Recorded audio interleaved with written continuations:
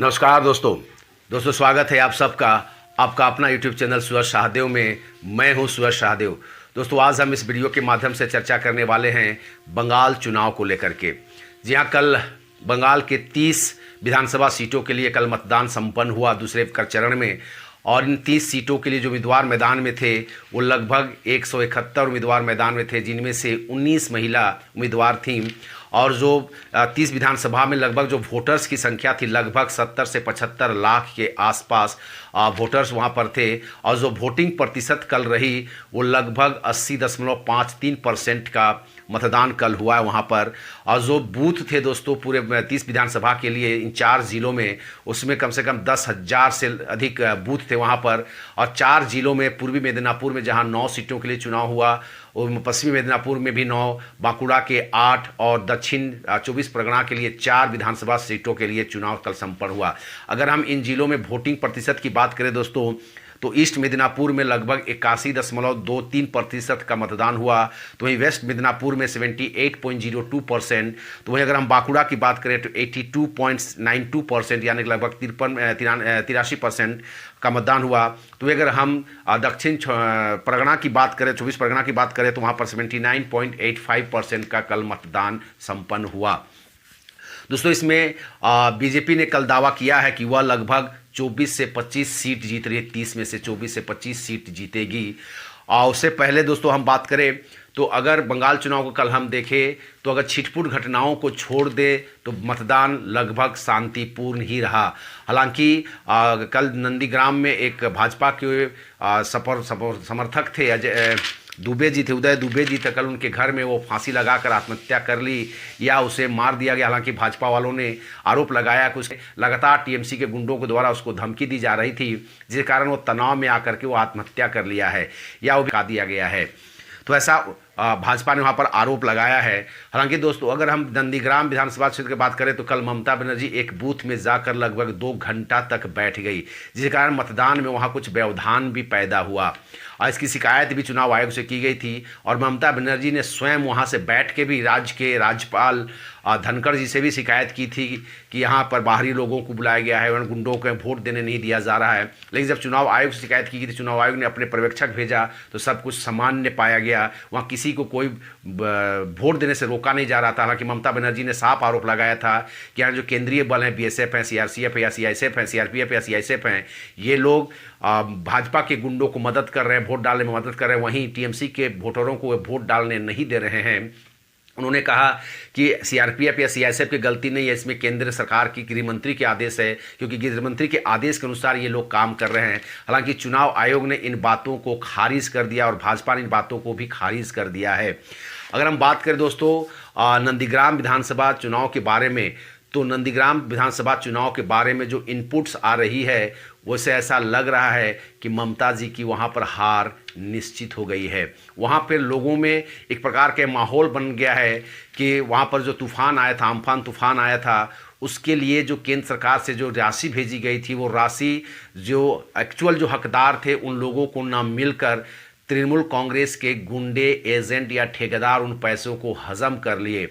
TMC के वहाँ पर जो गुंडे हैं या जो कार्यकर्ता है वहाँ पर लोगों को राष्ट्रीय जो सरकारी सहायता है उसको लेने नहीं देते हैं, क्योंकि वो अगर दूसरे दल के हैं तो उनको लेने नहीं देते हैं, उनको मारपीट करते हैं, उनको वोट डालने भी नहीं देते हैं। इसलिए 10 सालों में जो वहाँ पर राज्य का जो दुर्नीति रहा है, जो विकास नहीं हुआ, विकास अवरुद्ध हुआ है, या केंद्र सरकार की जो योजनाएं थी वो केंद्र सरकार की योजनाएं धरातल पर वहाँ नहीं पहुँची है, इसको लेकर के भाजपा ने इसको बड़ी अच्छी तरीके से वहाँ पर इसको फैलाया है। और मुझे लगता है कि भाजपा वहाँ पर लोगों को गोलबंद करने में काफ़ी सफल रही है।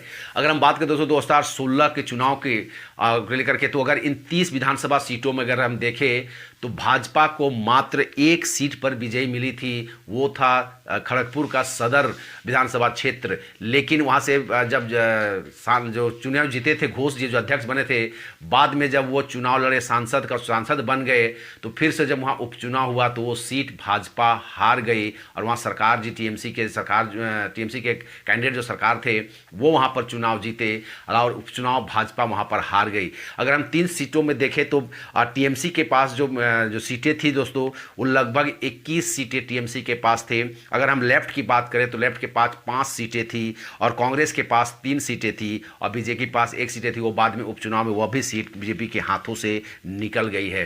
हालांकि हम ये कहें, अगर हम ये कहें कि 2016 में भाजपा वहाँ कुछ नहीं थी, अगर 2014 चुनाव के बाद अब स्टडी करेंगे तो देखेंगे कि भाजपा को किसी भी विधानसभा में 10 से 12 हज़ार से ज़्यादा वोट नहीं मिला था।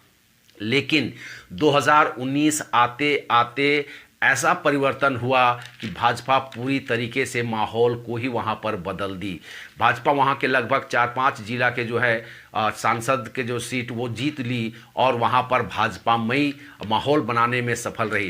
हालांकि इसके पीछे जो जिम्मेदार लोग हैं जिसको क्रेडिट देना चाहिए वो कहा जाता है कि आरएसएस को क्रेडिट दिया जाना चाहिए कि आरएसएस पिछले 10-15 सालों से धीरे धीरे लोगों के मन मस्तिष्क में हिंदुत्व और राष्ट्रीयता की जो भावना वो भरने लगी, जिसके कारण वहाँ पर माहौल 2019 में जाकर मिला। और अब आरएसएस का कहना है कि अब इस क्षेत्र में भाजपा में या पूरी तरीके से इस सीट को हम जो भाजपा के लिए वैक्यूम था उसको अब हम भर सकते हैं और मोदी जी का लहर चारों तरफ वहाँ पर फैल गया है। दोस्तों अगर हम बात करें दोस्तों इन सीटों पर कौन कितना कहाँ पर भारी है तो इसका हम अगर देखेंगे तो वेस्ट मिदनापुर में अगर 9 सीट है तो उसमें जो इनपुट्स आ रहे हैं उसमें से लगता है भाजपा और टीएमसी 50-50 के आसपास हैं, या हो सकता है कहीं ऐसा ना हो कि भाजपा वहाँ 5 से 6 सीट जाए तो टीएमसी को वहाँ पर 3 सीट मिल सकता है। हालांकि वहाँ पर कांग्रेस और टीएमसी का कोई खाता नहीं खुल सकता है। वही अगर हम बात करें दोस्तों ईस्ट मिदनापुर में, पूर्वी मिदनापुर के 9 सीटों को लेकर के, तो यहाँ पर भी फाइट जो है वो टीएमसी और भाजपा के बीच में ही है। कांग्रेस और वामपंथी यहाँ पर भी नज़र नहीं आ रहे हैं। वही अगर हम बांकुड़ा के 8 सीटों की बात करें दोस्तों तो यहाँ पर मुझे लगता है कि भाजपा पूरी तरीके से क्लीन स्वीप कर सकती है। और अगर बहुत माहौल अगर कुछ गड़बड़ हुआ या चुनाव में कुछ अंडर करंट अगर काम किया होगा तो टीएमसी बहुत ज़्यादा से ज़्यादा 2 से 3 सीट ही जीत सकती है। हालांकि ये उम्मीद कम है। जो फाइट है वो टीएमसी और वहाँ पर भी भाजपा के बीच में ही है। अगर भाजपा जीतती है तो दूसरे स्थान पर टीएमसी रहेगी। यहाँ पर भी कांग्रेस का खाता खुलना मुझे नहीं लगता है कि कोई उम्मीद की जा सकती है। वहीं अगर हम 24 परगना की बात करें दोस्तों तो वहाँ भाजपा कुछ कमज़ोर नज़र आती है। हालांकि फ़ाइट ज़बरदस्त भाजपा ने वहाँ दी है। जो भाजपा ने जो ध्रुवीकरण किया है या भाजपा जो कैंडिडेट वहाँ डाले हैं कहीं ना कहीं वो पहले टीएमसी के ही उम्मीदवार थे या विधायक थे, भाजपा ने उन्हीं लोगों को टिकट दिया है। इसलिए यह कहना मुश्किल है कि वहाँ टीएमसी फाइट में बनी रह सकती है या नहीं, क्योंकि जो उम्मीदवार भाजपा से टीएमसी के जो विधायक थे कुछ उम्मीदवार लड़ रहे हैं वे वहाँ काफ़ी लोकप्रिय हैं और वहाँ लोगों में उनकी अच्छी पकड़ है। अगर हम दोस्तों बात करें नंदीग्राम की तो नंदीग्राम में शुभेंदु अधिकारी ने वहाँ एक प्रकार से पूरी तरीके से माहौल को बदल दिया है। शुभेंदु अधिकारी बार बार वह कहते हैं कि वे वहाँ पर लोकल हैं, वहाँ के धरती पुत्र हैं। बहिरागत तो ममता बनर्जी वहाँ पर हैं और वो वहाँ गांव के से वाकिफ़ हैं, एक एक घर टोलों से लोगों से वाकिफ़ है और उनकी जो पहचान नंदीग्राम विधानसभा के क्षेत्रों में जो लोगों के साथ है वैसा पहचान ममता बनर्जी को बनाने में कई साल लग जाएंगे। इसलिए वहाँ के लोग निश्चय ही शुभेंदु अधिकारी के पक्ष में वोट करेंगे। हालांकि वहाँ एक गुट जो है मुस्लिमों को जो मतदाता है दोस्तों, वो मतदाता कहीं ना कहीं पूरी ताकत के साथ ममता बनर्जी के साथ बने हुए थे और उन लोगों ने ममता बनर्जी के पक्ष में मतदान किया है। तो वहीं इसी के विरोध में या इसी के खिलाफ हिंदू मतदाता वहाँ पर गुलबंद होकर के वो चले गए हैं आपके शुभेंदु अधिकारी के पास। वहाँ वाम मोर्चा का भी जो कार्यकर्ता है वो भी कहीं ना कहीं, कांग्रेस के कार्यकर्ता वो भी कहीं ना कहीं चाहते हैं कि ममता बनर्जी यहाँ से चुनाव हार जाए और उन लोगों ने भी चुपचाप कमल छाप में जा करके मुझे लगता है कि उन लोगों ने वहाँ पर मतदान किया है। हालांकि कई कार्यकर्ताओं ने खुलेआम वहाँ के कई मीडिया चैनल जो वहाँ पर जाकर लोगों से बात कर रहे थे उन लोगों को बयान देते हुए कहा है कि हम दादा के साथ है, दादा ने हमारे लिए बहुत कुछ किया है। ममता बनर्जी और ममता बनर्जी के गुंडों ने यहाँ जीना हराम कर दिया है। और जितना भी पैसा विकास का जो आता है यही लोग खाते हैं, और यहाँ पर जितना घोटाला है, दुर्नीति है, सब कुछ टीएमसी के गुंडे ही करते हैं। और इस चीज़ से हमें छुटकारा चाहिए। कब जब कई समाचार पत्रों को या यूट्यूब चैनल के संवाददाताओं ने लोगों से बात की, तो हम महिलाओं में एक अच्छा खासा रुझान शुभेंदु अधिकारी के तरफ देखने को मिला। बोला कि हमें दादा चाहिए, हमें मोदी चाहिए। वहाँ मोदी मैं हो चुका है। बोला कि देश में मोदी चाहिए, यहाँ पर भी हमें मोदी चाहिए, तभी जाकर के यहाँ का विकास होगा। यानी कि लोगों का वहाँ पर विकास की तरफ अब थोड़ी सी ज़्यादा रुझान हो गया है। लोगों को लगता है कि योगी जैसा मुख्यमंत्री अगर बनेगा तो यहाँ पर जो आए दिन हत्याएं होती है, लोगों को मारा पीटा जाता है, धमकाया जाता है, उन लोगों से इन बातों से लोगों को छुटकारा मिलेगा और अमन शांति के साथ वो लोग वहाँ पर रह सकेंगे। वहाँ जो राशन मिलता है या सरकारी सहायता मिलता है, वो पार्टी देख करके दिया जाता है कि कौन सा कार्यकर्ता किस पार्टी का है। अगर आप टीएमसी का समर्थक नहीं हैं तो आप लोगों को वहाँ पर जो सहायता मिलती है वो सहायता, सरकारी सहायता नहीं दी जाती, उनको दरकिनार कर दिया जाता है। इसलिए आज भी अगर आप वहाँ जाएंगे तो कई फूस के मकान मिलेंगे। जो कच्चे मकान हैं, आज भी लोगों को इंदिरा आवास या प्रधानमंत्री आवास के जो लाभ है वो नहीं मिल पाता है। आज भी वहाँ के लोगों को जो प्रधानमंत्री जो आवास योजना के साथ साथ वहाँ पर जो मेडिकल फैसिलिटी के लिए जो एक सुविधा लगाएगी, 5 लाख तक की जो मेडिकल लाभ दिया जाता है, उस लाभ से आज तक भी वहाँ के लोग वंचित हैं। लोगों को उसका लाभ नहीं मिलता है।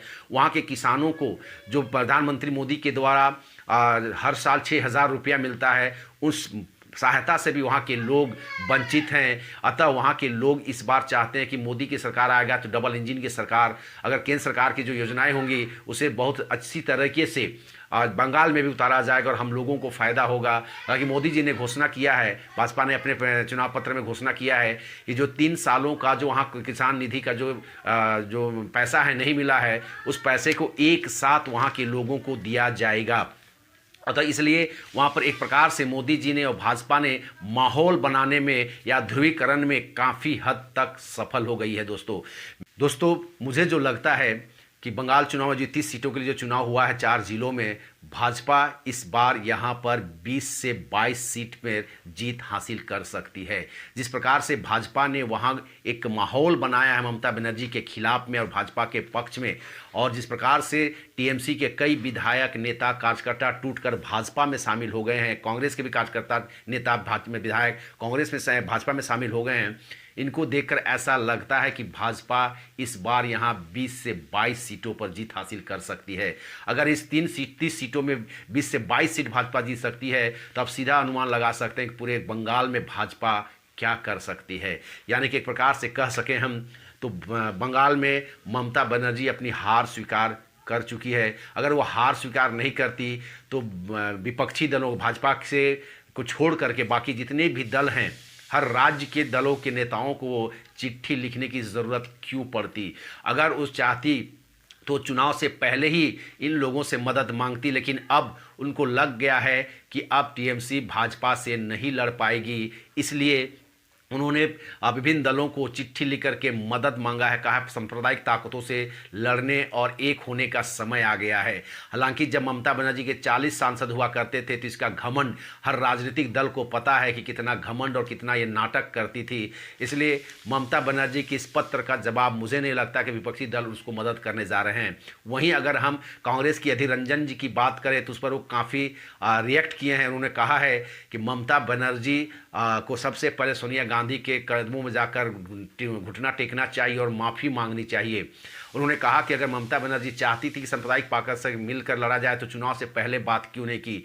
यानी कि इस बात से एक साफ साफ संदेश गया कि कांग्रेस भी चाहती थी कि टीएमसी के साथ उसका गठबंधन हो, क्योंकि कांग्रेस जानती है कि उनका बंगाल में क्या असर है और क्या अभी जो ज़मीनी हकीकत है वो अच्छी तरीके से जानती, इसलिए वो कांग्रेस की भी कहीं ना कहीं मंशा थी कि वो टीएमसी के साथ चुनाव मिलकर लड़ती तो कुछ सीटों में वह जीतती।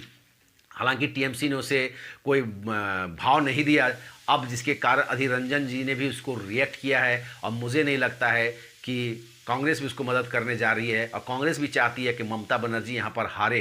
तो ममता बनर्जी अगर हारेगी तो हो सकता है कांग्रेस और वाम पर्चा कुछ वहाँ पर मजबूत स्थिति में होने की स्थिति में आ जाए। इन्हीं सब लोगों को चीज़ों को लेकर के वहाँ पर गुना भाग जोड़ घटाव किया जा रहा है दोस्तों।